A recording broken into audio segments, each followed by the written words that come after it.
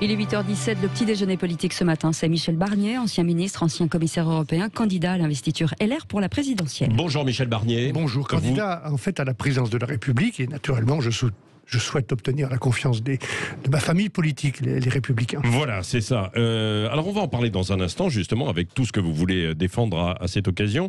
Mais à propos de combat, est-ce que Bernard Tapie est pour vous aussi un moteur, puisque vous êtes engagé dans une bataille, alors des combats qu'il a menés, lui, contre le cancer, et puis son côté self-made man? Chacun a ses modèles, mais ce qui est frappant quand on regarde les 1000 vies, comme on l'a dit, de Bernard Tapie, c'est son énergie vitale, cette manière de toujours regarder devant, de ne pas se laisser décourager. Dans ses vies d'entrepreneur, d'homme d'affaires, de sportif, de ministre, de chanteur, on voit cette énergie qui est assez remarquable. Et encore, dans les toutes dernières années, ce courage contre la maladie. Ce qui m'a frappé aussi, c'est cette capacité qu'il a eue, parce qu'il parlait à tout le monde. Et il savait parler à tout le monde, quelle que soit la condition de celui à qui il parlait ou de celle à qui il parlait. Cette manière de parler de la maladie et de donner du courage à ceux qui sont également malades. C'est ça qui m'a frappé. Oui, et ça c'est indispensable justement pour être une personnalité politique aussi, d'être capable de parler à tout le monde dans toutes les circonstances. Oui, je pense qu'il faut respecter tout le monde et que tous les citoyens, c'est un peu le fil bleu de ma candidature et ce sera le fil bleu de mon quinquennat. Respecter les Français, faire respecter la France. Le respect commence par l'attention portée à chacun, parce que chacun est nécessaire, chacun a une valeur ajoutée, je pense. Bon, Michel Barnier, venons-en donc au LR. Est-ce qu'il y aura vraiment un congrès en décembre? Est-ce que ce n'est pas trop tard pour vous départager? Xavier Bertrand veut vous rencontrer et tous les candidats pour éviter un affrontement. Qu'est-ce que vous lui répondez? Mais un débat, ce n'est pas un affrontement. La règle du jeu est fixée, on ne va pas la changer. Elle a été choisie par les militants. Démocratiquement, il faut respecter les militants LR, ils ont le droit d'être respectés, et cette règle du jeu, elle est simple, puisque nous ne sommes pas mis d'accord spontanément autour d'une table il y a quelques semaines, qu'il y a plusieurs candidats de qualité, on va aller demander leur avis aux militants LR, et ils vont se prononcer le 4 décembre, ce n'est pas si tard, ça permet un débat, pas une confrontation, un débat d'idées, un débat de projets, un débat de personnalité, et les militants choisiront celui qu'ils veulent soutenir. C'est aussi simple que ça. Il faut rester calme. Moi, le conseil que je donne à tout le monde, c'est de rester calme. Bien sûr, je rencontrerai Xavier Bertrand et oui, vous allez le voir quand même, vous parlez. Oui, je pense que la bonne manière de se voir, c'est de se voir dans le bureau de notre président, Christian Jacob, avec tous ceux et toutes celles qui auront choisi de respecter la règle du jeu choisie par les militants. Oui, Xavier Bertrand, lui, il ne respecte pas ça, parce que déjà, il a quitté le parti. Je ne sais pas, je trouve que ce brouhaha et toutes ces agitations un peu inutiles, les militants ont choisi une méthode, ils doivent être respectés, et si je puis dire simplement, toutes celles et tous ceux qui veulent le soutien de cette famille politique qui compte, qui est celle en France qui a le plus de militants, le plus d'élus locaux, qui a un projet qui correspond, à en parler j'espère, à ce que souhaitent les Français. Tous ceux qui veulent le soutien de cette famille politique, le soutien des élus locaux, le soutien des militants que je veux remercier, il faut qu'ils respectent la règle du jeu. C'est une question de loyauté et de confiance mutuelle, ni plus ni moins. Oui, mais est-ce qu'aujourd'hui, compte tenu de l'ascension dans des sondages, alors ça ne reste que des sondages, bien sûr, mais d'Éric Zemmour, il n'y a pas urgence à trancher chez vous pour avoir un leader, que ce soit vous, Valérie Pécresse ou d'autres, ou Xavier Bertrand? Oui, le plus tôt sera le mieux, mais nous sommes là au mois de décembre. Dans d'autres élections précédentes, nos candidats, Nicolas Sarkozy ou d'autres, ont été choisis ou se sont prononcés ou se sont engagés fin novembre, début décembre. Franchement, les Français ont beaucoup d'autres préoccupations en ce moment. Le chômage, la sécurité publique, les suites du Covid. Je pense qu'il faut là aussi respecter les Français. Nous avons un débat interne. Nous n'avons pas réussi à nous mettre d'accord. Nous allons demander aux militants de choisir. Et je pense qu'il faut respecter la règle du jeu, c'est aussi simple. Qu'est-ce que vous voulez mettre en avant, vous, Michel Barnier? C'est quoi? C'est le sage de la politique face à ceux qui ont tendance peut-être à s'agiter un tout petit peu trop, là, aujourd'hui? D'abord, on ne s'improvise pas candidat à la présidence de la République, on ne s'improvise pas président de la République. Et si j'ai fait le choix réfléchi, après avoir beaucoup réfléchi avec mes amis à ce choix, c'est parce que je suis prêt. Mais qui est-ce qui vous a poussé? C'est vous-même, au fond de vous-même? Ce qui m'a poussé, c'est le besoin et le souci d'être utile à mon pays. Et de mettre ce que j'ai fait, une méthode, une expérience locale. J'ai été président de la Savoie pendant presque 20 ans, avec de grands et de plus petits projets. J'ai été ministre. JO à l'époque. Un grand honneur d'être ministre à plusieurs reprises, notamment sous l'autorité de Jacques Chirac et de Nicolas Sarkozy. J'ai eu la chance et l'honneur de travailler à Bruxelles, et c'est, je crois, nécessaire, puisque dès le lendemain de son élection, le nouveau président de la République ira au Conseil européen rencontrer le chancelier allemand et les autres premiers ministres. Donc, je suis prêt à mettre cette méthode qui consiste à mettre des gens ensemble autour d'une table, à les respecter, même quand ils viennent d'endroits différents, pour les faire réussir ensemble. Et pour faire quoi? Pour que ce pays aille mieux, qu'il y ait moins de fractures, qu'il y ait moins de tensions dans ce pays, il y a trop de clivages, faire redémarrer l'emploi. C'est pas normal qu'il y ait 2 fois plus de chômeurs en France qu'en Allemagne, et qu'en même temps on ait des centaines de milliers d'emplois qui ne sont pas pourvus. Rétablir l'autorité de l'État partout pour tous ceux qui l'exercent, rétablir la sécurité publique et pas seulement dans les quartiers de Marseille. Oui, Michel Barnier, à propos d'Europe que vous venez d'évoquer, est-ce que vous avez retourné votre veste européenne, si je puis dire, vous, l'ancien commissaire, parce que vous proposez maintenant que la France et les États européens retrouvent leur souveraineté juridique en matière, par exemple, d'immigration? Non, c'est pas par exemple, c'est précisément dans ce domaine. Mais il y en aura peut-être d'autres derrière ce que je veux dire, non? Je veux que la Cour de justice européenne soit respectée. Nous avons besoin de cette institution qui assure le ciment de la construction européenne, et je n'ai pas de leçon d'engagement européen à recevoir. Il y a des gens qui se sont agités, qui ne me connaissent pas. Il y a une politique d'immigration qui ne fonctionne pas, ni en France, ni en Europe. Quand quelque chose ne fonctionne pas et que vous êtes candidat à la présidence de votre pays, vous devez changer, et raisonnablement changer. Et nous ferons les choses de manière rigoureuse et humaniste. Maintenant, il y a une chose que j'ai de plus que ceux qui s'agitent, c'est que j'ai géré pendant 4 ans... Vous visez Zemmour, notamment? Non, ceux qui s'agitent en parlant de mon engagement européen, comme s'il fallait en douter. Je suis définitivement patriote et européen. Européen, en plus d'être patriote. Ceux qui s'agitent, ils ont quelque chose de moins que moi, si je puis dire, c'est qu'ils n'ont pas géré le Brexit. Et quand on a géré le Brexit, qui n'est pas un petit événement, c'est le Royaume-Uni qui a quitté l'Union européenne, il y a des leçons à tirer. Il faut comprendre le sentiment populaire qui s'est exprimé.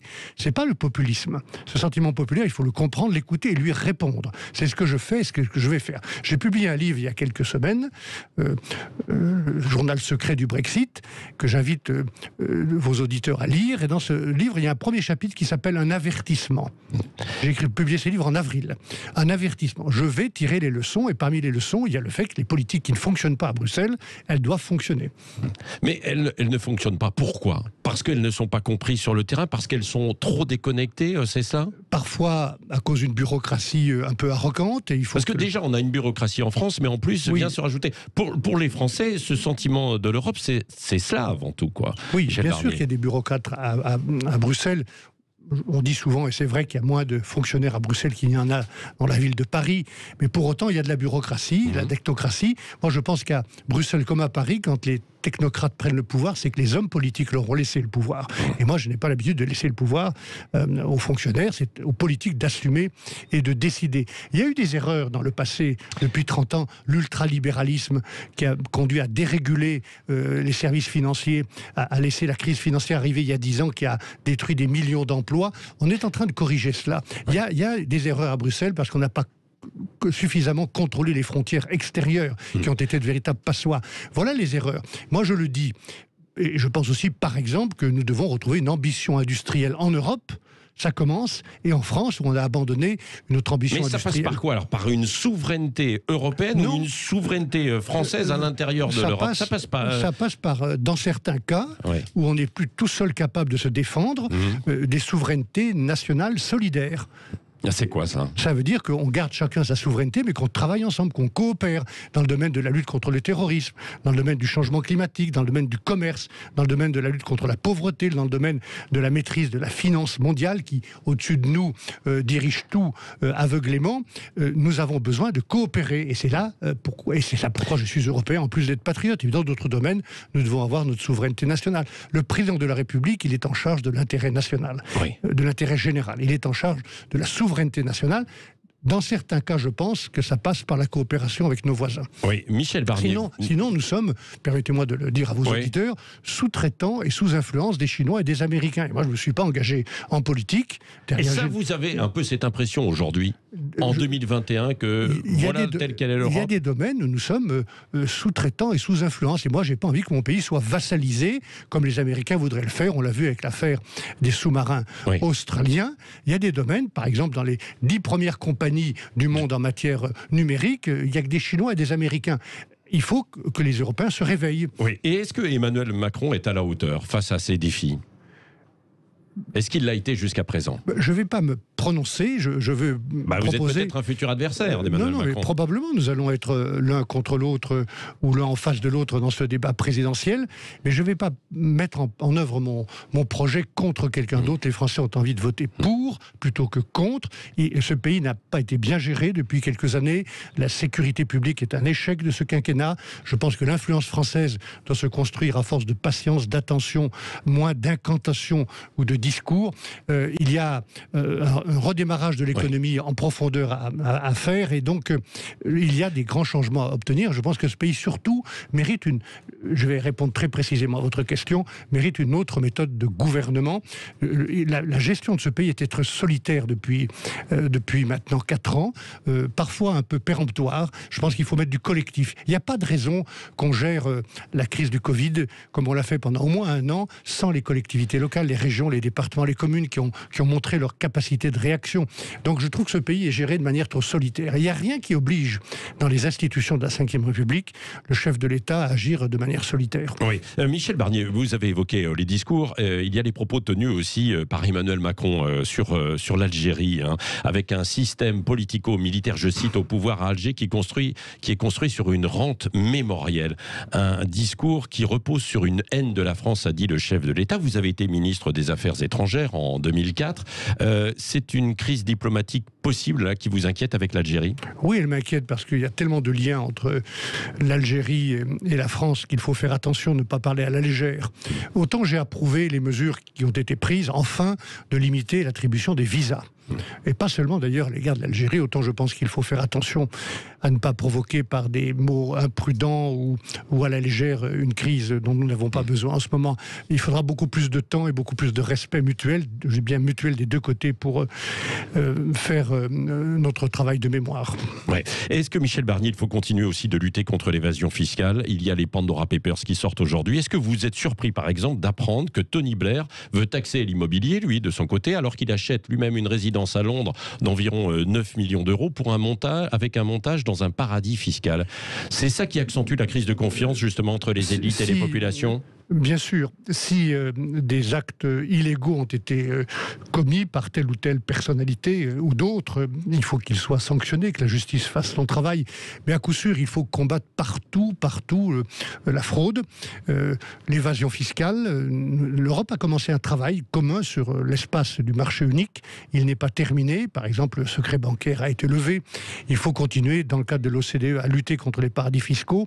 Chez nous, lutter contre la fraude fiscale. Il y a trop d'argent qui s'évapore, et aussi contre la fraude sociale. Ouais. Un dernier mot, Michel Barnier. Qu'est-ce que vous mettez en face, vous, d'Emmanuel Macron et puis des autres candidats ? Vous, l'homme Michel Barnier, c'est quoi ? C'est votre expérience, c'est votre parcours ?